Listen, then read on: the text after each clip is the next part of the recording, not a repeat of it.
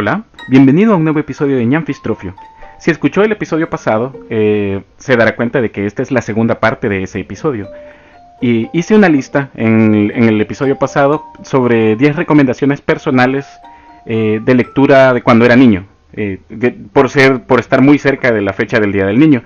Pero prometí una segunda parte que era 10 recomendaciones personales sobre lecturas actuales, es decir, no actuales en el sentido de que son libros del 2023 o libros publicados en los últimos 5 años, sino que lecturas de mi yo de ahora, de Edwin. O sea, Edwin González es un simple ser humano, una simple persona que usted podría conocer un domingo cualquiera caminando en el parque y que pues esta persona tiene deseo de hacerle 10 recomendaciones muy personales de lecturas, pues sí, que han abarcado a lo largo de mi vida. Fue cuando me puse a hacer este ejercicio, para mi sorpresa, claro, una decisión bastante difícil, quizás porque me limité solamente a 10. No quiero salir de pretencioso diciéndole de que yo bien podría ser un top 100 o algo así. No, para nada, sino que, no solo son 10 los que he leído, naturalmente. Entonces, tomar esa decisión de qué dejar dentro, qué dejar fuera, cuál es el criterio, si me inclino más por la literatura, si 10 libros de historia y esto, y me dio para ideas para seguir haciendo más listas. Pero pues quizá eso voy a dejar de pregunta, porque ya que la plataforma permite dejar una pequeña encuesta o algo así, voy a probemos, tal vez más adelante puedo seguir haciendo este tipo de listas si a quienes me escuchan les parece interesante. Pero que no me quede en promesa vana porque le estoy robando tiempo al tiempo para tratar de hacer estos episodios. Pero sí, lo pensé, lo medité y digo, sí, sería maravilloso hacer varias listas de diferentes estilos, de diferentes épocas. O sea, 10 recomendaciones de novela, 10 recomendaciones de poesía, etcétera. Yo no soy ninguna clase de autoridad literaria, no soy ni editor, ni escritor, ni profesor, ni experto en nada. O sea, simplemente una persona normal haciendo recomendaciones así porque soy entusiasta de la lectura. Eso es todo. Y quiero leer una frase para comenzar. Esta frase dice así. Bueno, no es frase, es prácticamente un fragmento. Esto dice así. Creo que deberíamos leer solo el tipo de libros que nos lastimen y apuñalen. Si el libro que estamos leyendo no nos despierta de un golpe en la cabeza, ¿para qué lo estamos leyendo? ¿Para que nos haga felices, como dice tu carta? Dios mío, seríamos felices precisamente si no tuviéramos libros, y el tipo de libros que nos hacen felices son el tipo que escribiríamos nosotros si tuviéramos que hacerlo. Pero necesitamos libros que nos afecten como un desastre, que nos duelan profundamente como la muerte de alguien que quisimos más que a nosotros mismos, como estar desterrados en los bosques más remotos, como un suicidio. Un libro debe ser el hacha que rompa el mar helado dentro de nosotros. Eso es lo que creo. Este fragmento es de una carta de Franz Kafka. Perdóneme que no anoté el dato preciso para decirle la referencia y decirle, esta es la carta de Franz Kafka que le dio a fulano o fulana en el año tal, en esta circunstancia. No anoté el dato, solo anoté el fragmento de la carta.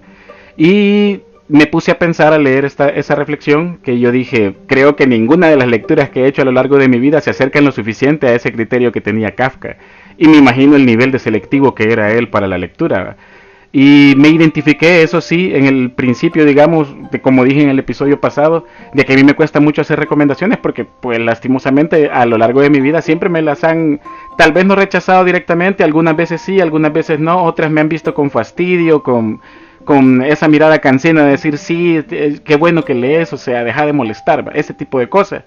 Pero también, al mismo tiempo, incluso cuando usted conoce lectores, al menos yo lo he comprobado como experiencia personal, o sea, la mayoría de las veces las recomendaciones no entusiasman a todas las personas, pero eso se debe también porque no siempre se coincide con los gustos del otro, o incluso también, aunque se trate de lectores empedernidos, la realidad es que las lecturas individuales responden a eso, o sea, a esa simplicidad, a los gustos personales.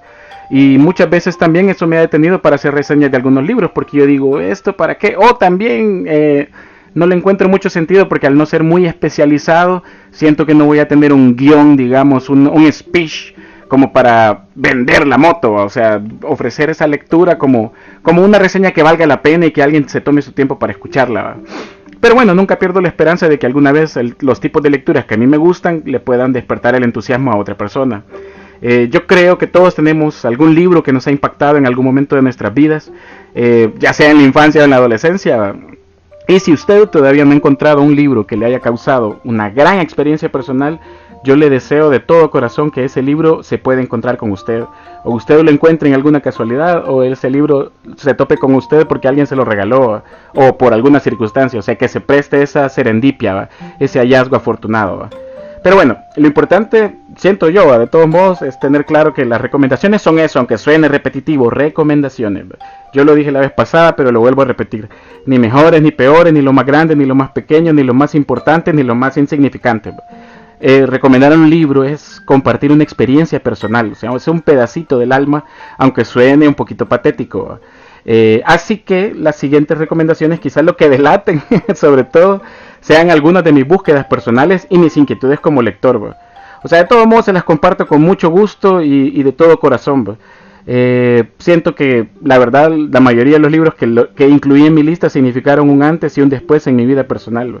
Aunque eso sí, admito también que yo he sido, no sé si apasionado sea la palabra, pero he tenido tendencia a padecer como fiebre de escritores. No sé, siento que suena bien extraño esto, ¿va? Pero por ejemplo cuando leí 100 años de soledad, cuando estaba en primer año de bachillerato, porque ahí me la dejaron, me entró una fiebre por García Márquez que empecé a leer todo lo que cayó en mis manos de García Márquez, y cuando entré a la Universidad de El Salvador, busqué en la biblioteca todo lo que encontré sobre el Gabo, todo, y buscaba de él en internet y descargaba libros digitales, o sea, estaba pendiente. No es que me quisiera volver experto en el Gabo, es que simplemente 100 años de soledad me había impresionado tanto que quería leer todo del Gabo. Y en algunos momentos lo hice por disciplina. No estoy diciendo que algunos libros del Gabo sean malos, pero la verdad sea dicha, algunas veces leí por disciplina y otras porque de verdad volvía a despertarme el primer entusiasmo que me despertó con 100 años de soledad. Pues también padecí la misma fiebre cuando leí Poemas Humanos de César Vallejo y comencé a leer todo sobre César Vallejo. Y lo mismo me pasó cuando leí El túnel de Ernesto Sábato y comencé a leer todo lo que me alcanzó de Ernesto Sábato, aunque de él me quedé en alguna parte porque en algún punto esa parte como pesimista de él ya no me identificaba con eso.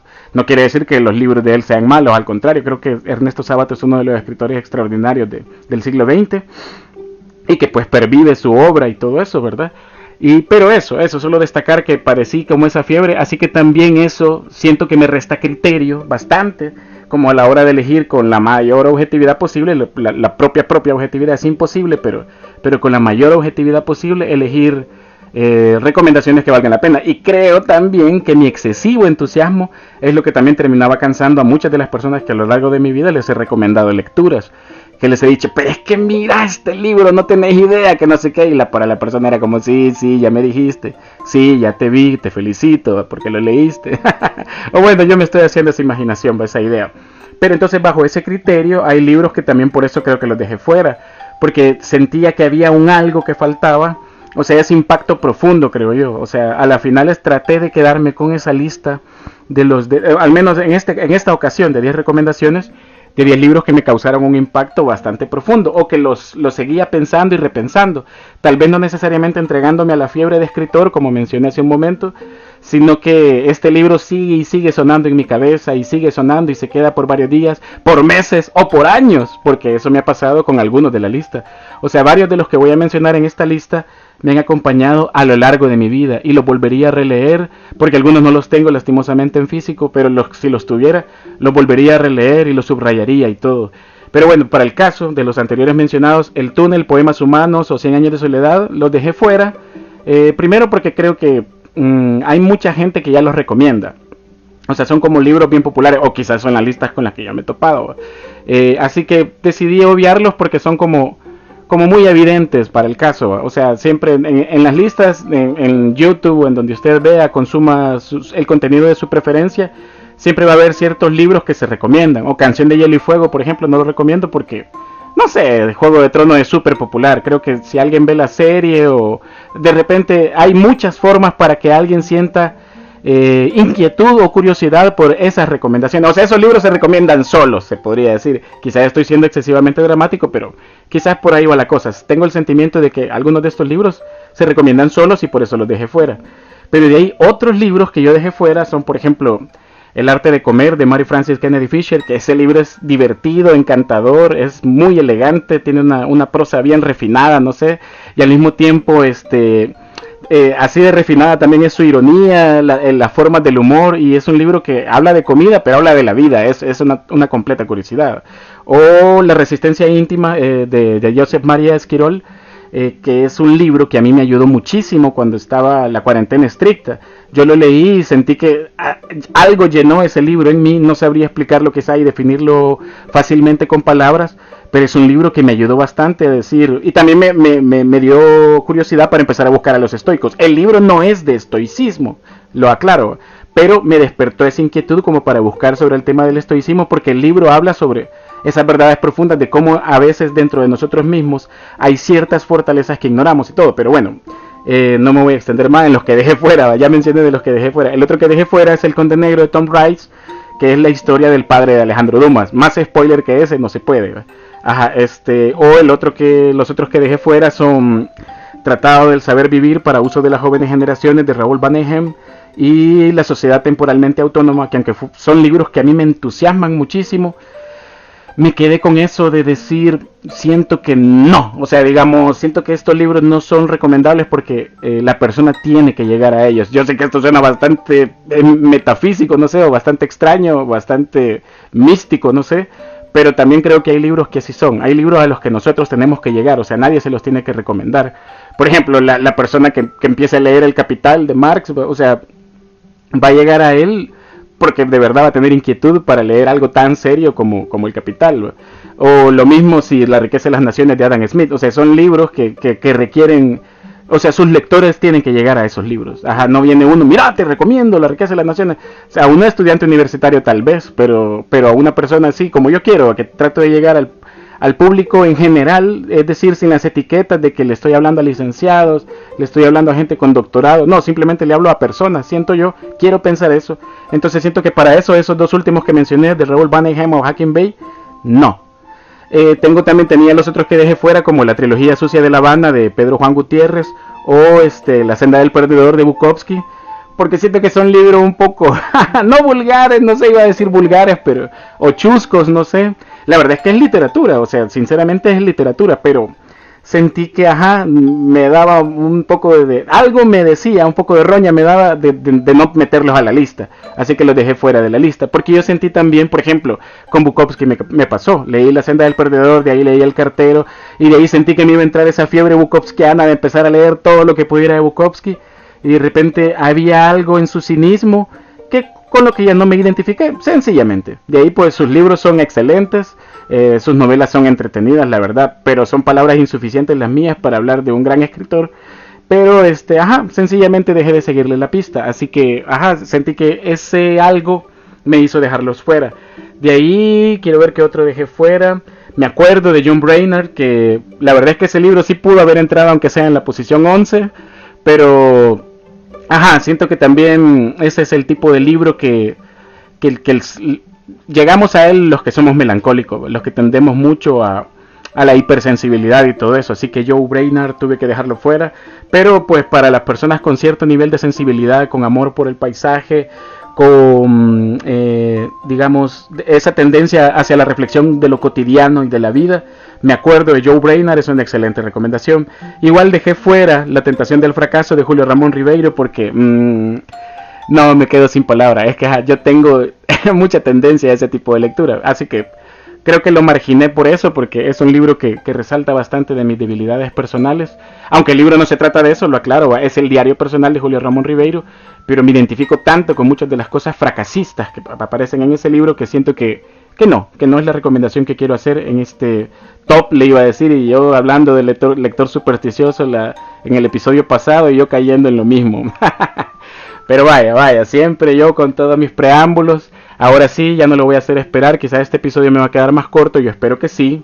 O sea, es decir, porque no me gusta agobiarlo a usted que me está escuchando. Imagínese, me estuviera escuchando 2 horas y media. No, hombre, me pusiera mis episodios para ponerse a dormir. Vaya, entonces hoy sí vamos a empezar. Estas son 10 recomendaciones muy personales, sin comentarios especializados. 10 recomendaciones muy personales que no son necesariamente de literatura, de historia, de física, de biología, no, son en general. 10 recomendaciones muy personales de todo tipo de libros que he leído a lo largo de mi vida. o quiero pensar que de todo tipo de libros. Tal vez hay una tendencia que usted puede encontrar, un margen de señalado del tipo del camino de mis búsquedas personales. Creo que con estas 10 recomendaciones usted me va a conocer como persona sin haberme conocido jamás, por si nunca nos hemos visto en la vida. Se va a hacer una idea de qué tipo de persona soy. No sé qué tanto usted sobreanalizará a la gente, pero ajá, estos libros van a delatar sobre todo mis búsquedas personales. Pero bueno, número 10, Momentos Estelares de la Humanidad, de Stefan Zweig. ¿Qué puedo decir de Stefan Zweig? Es un escritor extraordinario. De él sí padezco la fiebre, le voy a ser sincero, pero lo incluí en esta lista a pesar de... padezco la fiebre de Stefan Zweig. Cada libro que cae en mis manos de él lo leo o lo busco, o estoy en la misma cosa de estarlo buscando digital y todo eso. Pero es el número 10 para mí en mi lista porque siento que este libro, no sé, la intención creo que me parece maravillosa, que trata de mostrarnos como la grandeza y el significado de determinados eventos históricos, o sea, permitiéndonos comprender mejor una visión global, o sea, del devenir de la humanidad. Creo que esa intención de Stefan Zweig al escribir ese libro me parece maravillosa, y él cuenta las cosas con un entusiasmo extraordinario. Él escarba y escarba y escarba entre las situaciones y es capaz como de transportarnos, como si él mismo viajara en una máquina del tiempo y nos ofreciera ese nivel de verosimilitud. Entonces, no sé, así que esa es la recomendación número 10. Recomendación número 9, de una recomendación personal, Vida y hazañas de Alejandro de Macedonia, del Pseudo-Calístenes. Yo si le recomendara a alguien de la literatura grecolatina, o sea, yo digo, Homero sí está bien, la Odisea es un libro maravilloso, creo que los grandes lectores lo saben y no se necesita ser lector supersticioso para reconocerlo, o Ovidio, El arte de amar, o no sé, Apuleyo, El asno de oro. O sea, hay libros de la tradición grecolatina que son magníficos, que no entiendo por qué no los leen muchos profesores, ya que hacer que los chicos los lean en la escuela es muy difícil, pero si los profesores los leyeran, tal vez lograran transmitir un poco de entusiasmo. Solo habría que buscar este tipo de libros de los que son más interesantes, porque para muchos quizás sea pesado Plauto, Terencio, Aristófanes, o sea, todo Sófocles. Quizás para mucha gente son muy pesados, pero si yo le recomendara a alguien un libro de la tradición grecolatina, le recomendaría este del Pseudo-Calístenes. El libro dice que supuestamente que en la época en que fue escrito se consideraba un libro de historia, pero si usted lo lee bastaría con las primeras páginas para darse cuenta que no. Es un libro que perfectamente podría calzar con algunas modificaciones en el realismo mágico o en la literatura fantástica. Es truculento, es chismoso, es un libro... Es que es hasta chistoso porque hay partes que uno las lee y dice, ¡ey! De verdad la gente se creía esto. Y de ahí pues toda la recreación de la vida de Alejandro Magno desde una óptica, desde un punto de vista, no sé, o sea, es un libro muy interesante, creo que en general. No me voy a enredar con mis palabras. Se lo recomiendo, es mi recomendación número 9. Recomendación personal número 8, La filosofía del vino de Bella Hambas. Si existiera una traducción al español de Patmos, definitivamente Patmos de Bella Hambas estaría en esta lista, definitivamente, o sea, eso es así. He leído fragmentos de traducciones en español y Patmos, si algún día se traduce a nuestro idioma, si algún día una editorial se atreve y saca esos tomos, bueno, al menos habrá un sector de lectores que lo vamos a agradecer. O sea, es un libro iniciático, profundamente espiritual y al mismo tiempo de profundo sentido común. Entonces, ese es el tipo de escritura, por cierto, de Bella Hambas. O sea, es un tipo que, vaya, para el caso, no me voy a extender mejor, pero para el caso de la filosofía del vino, o sea, es un libro que establece una relación entre el vino y la filosofía, el vino entendido como la desmesura, pero a la vez entendido como cierto margen de libertad. O sea, perdón si sueno sofisticado, no lo pretendo, sino que más o menos intento simplificar la idea de lo que siento que el libro transmite y también de lo que el libro significa para mí. Entonces siento que hace una relación entre el vino y la filosofía, ofreciéndonos una perspectiva única y fascinante también, porque la verdad sea dicha, sobre, digamos, en general de este aspecto de la cultura humana. Filosofía entendida no como doctrina, no como escuela, tendencia, etcétera, sino filosofía como la filosofía humana, filosofía de vida. Es un libro breve, por cierto, pero al mismo tiempo es tan poderoso. Definitivamente es un libro que recomiendo. O sea, así, La filosofía del vino, Bella Hambas, posesión número 8. Recomendación personal número 7, La pasión de la mente occidental, de Richard Tarnas. Ay, es un libro tan... Bueno, a mí me resultó entretenido. No creo que sea un libro divertido, no lo es. Es un libro serio, pero a la vez es muy apasionado. O sea, es un libro, creo que el autor lo escribió con ganas, así. Es una opinión muy chusca de mi parte, pero así lo siento. Sin embargo, ya poniéndonos más serios, es un libro que destaca bastante por su capacidad para explorar la evolución, los desafíos, digamos, del pensamiento, o sea, occidental a lo largo de la historia, ¿va? O sea, nos invita a reflexionar sobre el papel que la cultura ha ejercido en la historia de la humanidad, el conocimiento en general, el conocimiento como forma de vida, el conocimiento como forma de avance. Entonces, la pasión de la mente occidental, debería de existir un equivalente de la pasión de la mente oriental, y sería un complemento maravilloso, pero no sé si existe o no, o si alguien más lo escribió, pero porque a nosotros se nos hace más fácil, digamos, más fácil entre muchas comillas, ver al otro lado, ver la cultura oriental y hacernos y formarnos una idea de cómo funciona la mente oriental, precisamente porque son nosotros, porque no somos nosotros. Pero nosotros los occidentales que rara vez reflexionamos sobre nosotros mismos, rara vez en general la sociedad, ¿va? Porque filósofos que lo hagan hay miles, ¿va? Pero la pasión de la mente occidental trata como de ofrecer una visión de conjunto, digamos, una visión de conjunto de cómo ha operado la filosofía y la mente occidental a lo largo de la historia. Queda de ver con algunos periodos de la historia de la filosofía o la historia de las ideas, llamémosle así, pero en otros se extiende muchísimo y muy bien. A pesar de eso, es un libro que trata de ser lo más justo posible en su planteamiento, así que digamos que podría decirse que también sería una forma de leer la historia de la filosofía occidental, pero no es un libro de historia, eso hay que aclararlo, no es un libro de historia, es un ensayo de divulgación, y muy bien escrito, por cierto. Así que recomendación número 7, La pasión de la mente occidental, de Richard Tarnas. Recomendación número 6, recomendación personal, muy personal, número 6, El Aleph, de Jorge Luis Borges. ¿Qué puedo decir de Borges que no se haya dicho ya? ¿Qué puedo decir de un libro como el Aleph? Que, quedaría en ridículo si intentara decir una doctorada sobre Borges y sobre ese libro en particular. O sea, es un libro que nos sumerge, nos sumerge en un universo de fantasía, de reflexión metafísica, o sea, desafía nuestra percepción de la realidad, explora temas profundos, o sea, que el tiempo, que la identidad, que el infinito, que la inmortalidad.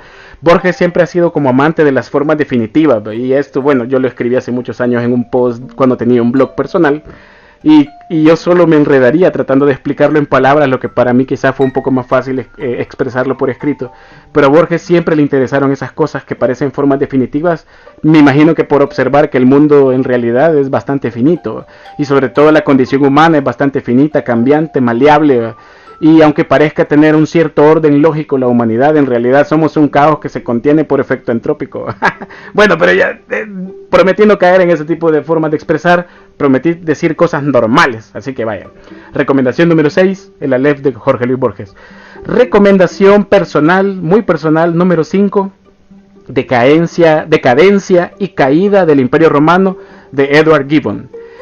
Mire, es un libro monumental, es un libro bastante grande, creo que no debería de haberlo incluido en la recomendación por ser un libro demasiado grande, pero no podía dejarlo fuera porque es un libro que a mí me marcó un antes y un después. Es un tipo de libro que no se olvida, es un tipo de libro que como que nos ofrece multiperspectivas de lo que tenemos noción de conocimiento histórico. Ahora bien, ese es un libro de historia, ese sí es un libro de historia, pero es un libro de historia que ya fue superado, así que no debe tomarse como una fuente documental fidedigna si usted estuviera estudiando el periodo de Roma.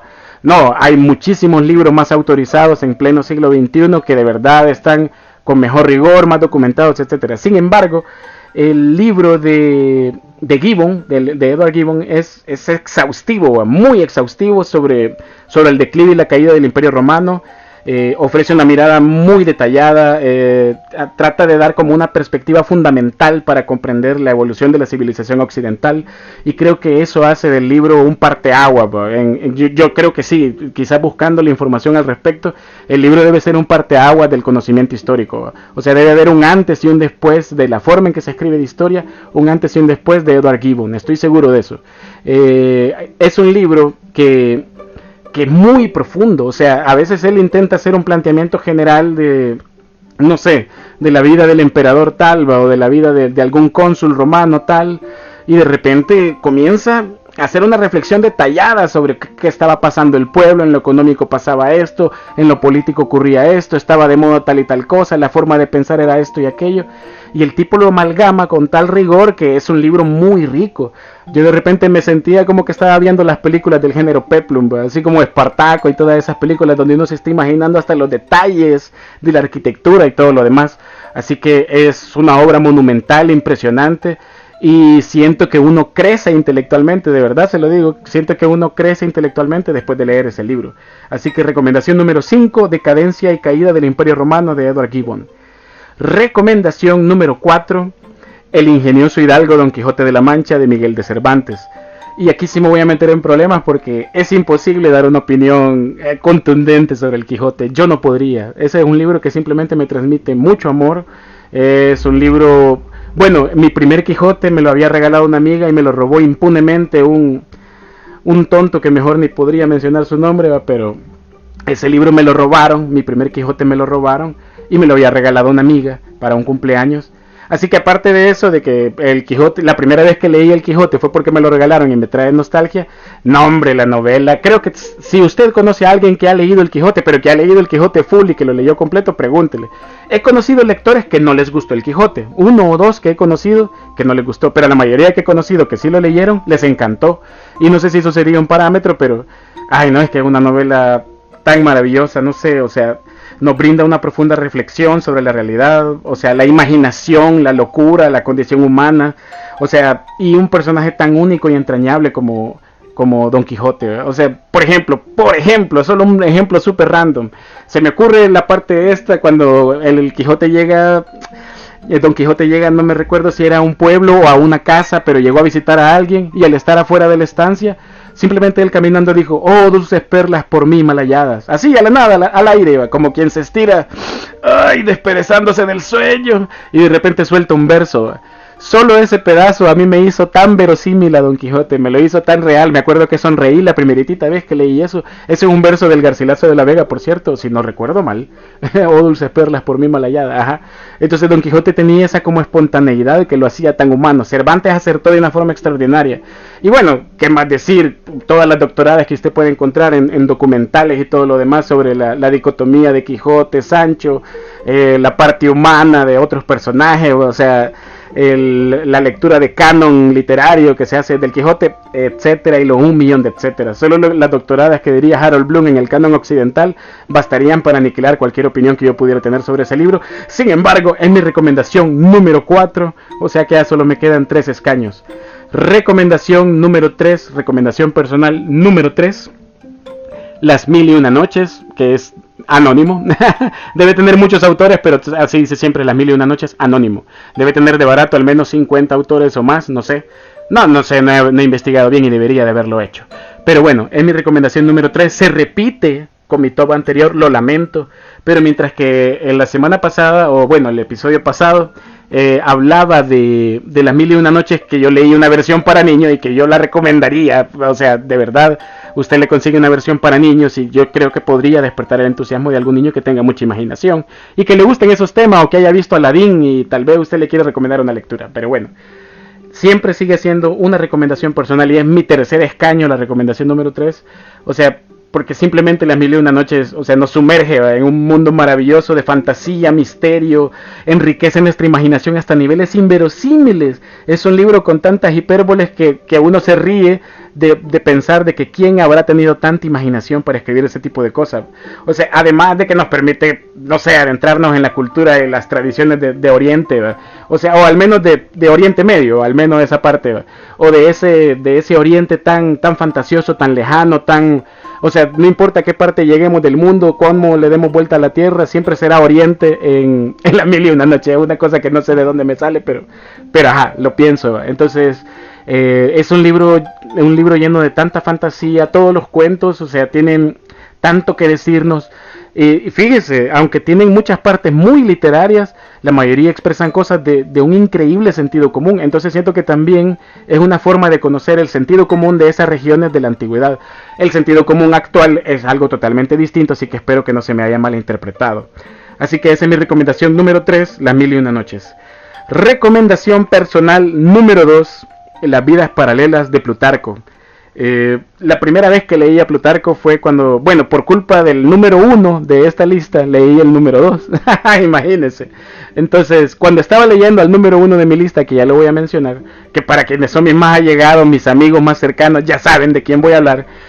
Pero para usted que no me conoce, pues bueno. Pues leyendo al número 1 de esta lista, a cada rato él decía que Plutarco, Plutarco, Plutarco, Plutarco. Y decía, bueno, y a la final leí este Plutarco, pues ¿quién es? Y entonces ahí fue que se me ocurrió comenzar a buscar información. Y primero me topé con la vida de Alejandro y César. De hecho, la mayoría de veces que se vende algo de Plutarco en las librerías, se vende esas dos biografías. O sea, por eso vidas paralelas, porque siempre hace biografías en paralelo. Son muchas, son muchas. De hecho, si yo tuviera el dinero para comprarme los libros de Plutarco, lastimosamente solo lo he leído en digital, imagínense.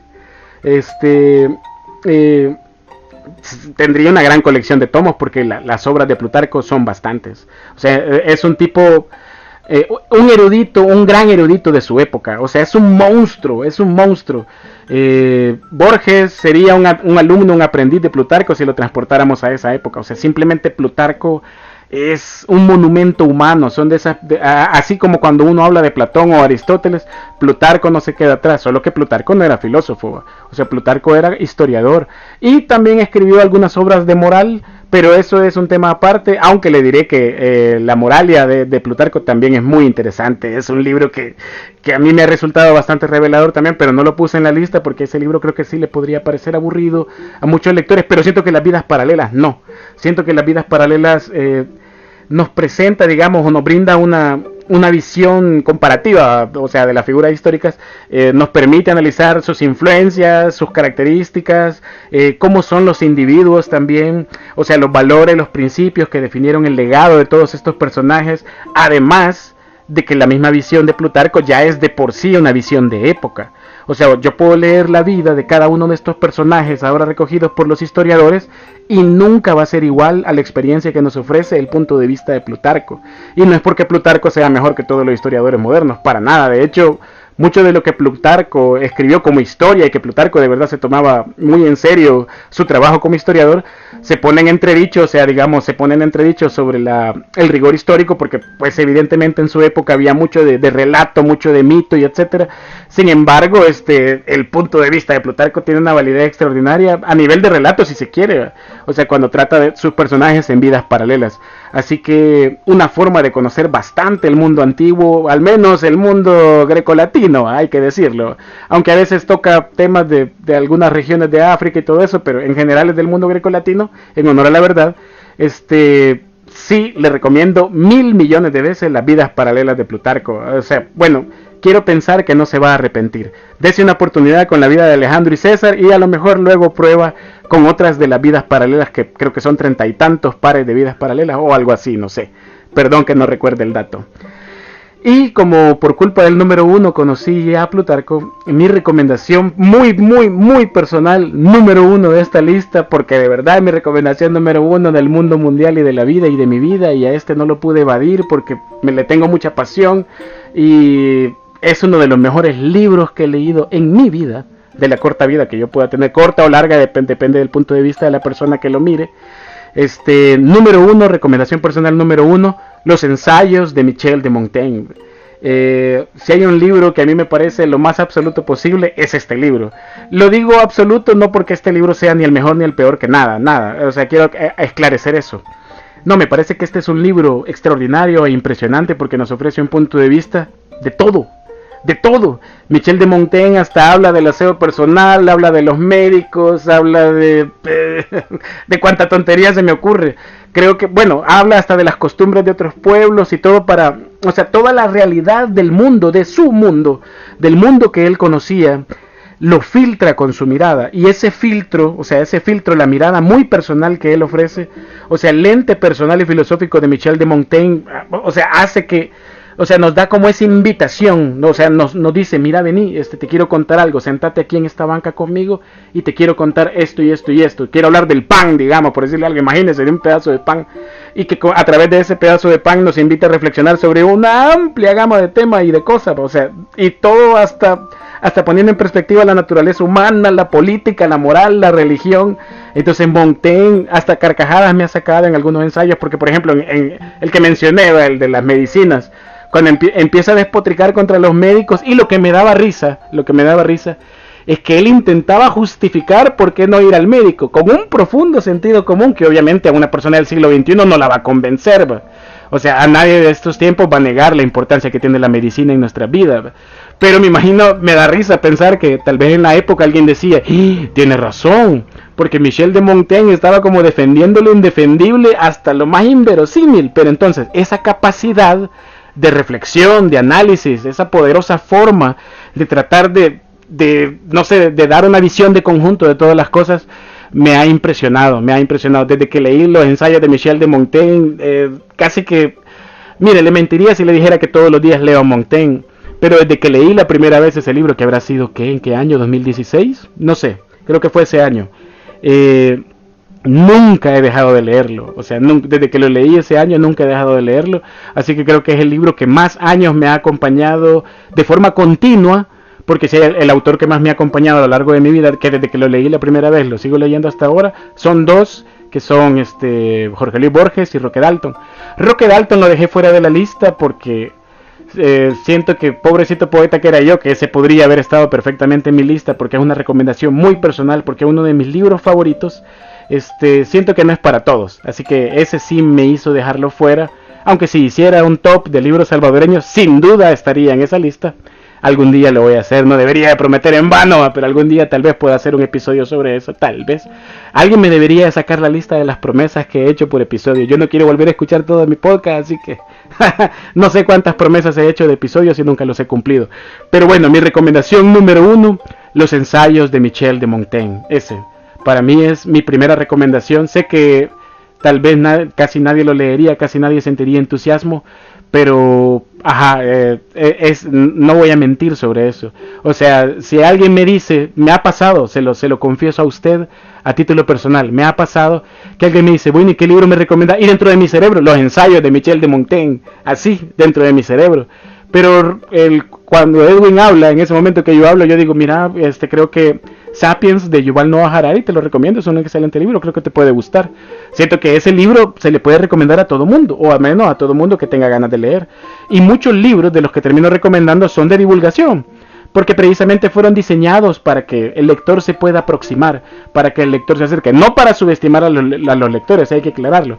Aunque seamos francos, muchos escritores necesitan recurrir a ciertos mecanismos en la creación de sus textos para tratar de impulsar al lector, de motivarlo, porque ya pasó la época del siglo XIX para atrás, y también algunos del siglo XX hasta la segunda mitad del siglo XX, de que escribían de la forma más oscura posible para que nadie les entendiera. No veo mérito en eso, tampoco lo veo malo, pero ¿cuántos lectores se quedan fuera porque simplemente les parece inaguantable?